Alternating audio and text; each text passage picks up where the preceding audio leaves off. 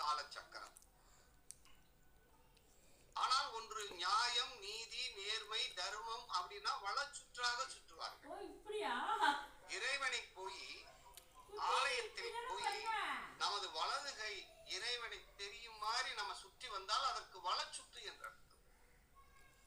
நமக்கு நல்லது நினைக்க வேண்டும், நாம் நன்றாக இருக்க வேண்டும், இந்த சமுதாயம் நன்றாக இருக்க வேண்டும், நாமும் நம் குலமும் நம் தலை துவங்க வேண்டும் என்றால் வளச்சுற்றாக இறைவனை வருவது இயற்கை.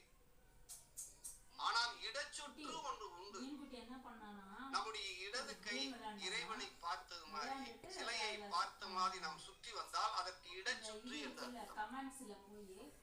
அப்ப வளச்சுற்று என்பது நேர்மையானது, உண்மையானது. இடச்சுற்று என்பது நேர்மைக்கு எதிரானது. அப்ப இடச்சுற்று என்பது அது காலபுருஷ தத்துவம். இடச்சுற்று என்பது கலிபுருஷ தத்துவம். கலிபுருஷ தத்துவத்தின் அடிப்படையில் மீனத்தில் இருந்து சுற்றை தொடங்கி இடச்சுற்றாக சுற்றி மேசத்தில் முடிகின்றதுக்கு பேரு இடச்சுற்றுனா. இதுதான் ஜாம கிரகம். ஜாமக்கோள் ஏன் இடச்சுற்றாக சுற்றுகிறது என்றால் அது கலிபுருஷ தத்துவம். பிரச்சனையை கண்டறிவது. ஒருவருக்கு கஷ்டங்களையும் பிரச்சனைகளையும் துன்பங்களையும் கண்டறிந்து அதிலிருந்து தப்பிக்கொள்வதற்கு என்ன வழி அப்படின்னா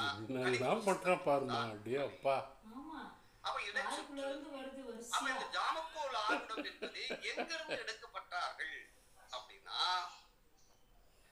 ராகு காலத்திலிருந்து எடுக்கப்பட்டது. ராகு காலம் விஷகாலம் என்று சொல்லுகிறோம் அல்லவா, அதிலிருந்து எடுக்கப்பட்டது. வாராதிபதி நாளின் அதிபதி. ஒவ்வொரு நாளையும் ஒவ்வொரு கிரகம் ஆள்கிறது. சூரியன் அப்படின்னா அன்று ஞாயிற்றுக்கிழமை ஆளும்.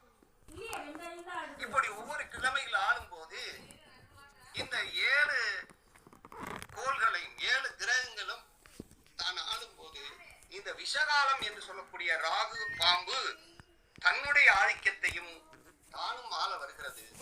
எனவே அவர்களுக்கும் அங்கு கொடுக்கப்பட்டது ராகு காலம். அப்ப ராகு காலம் அப்படிங்கிறது இந்த இடத்துல எடுக்கப்பட்டிருக்காங்க. அப்ப நம்ம முதலில்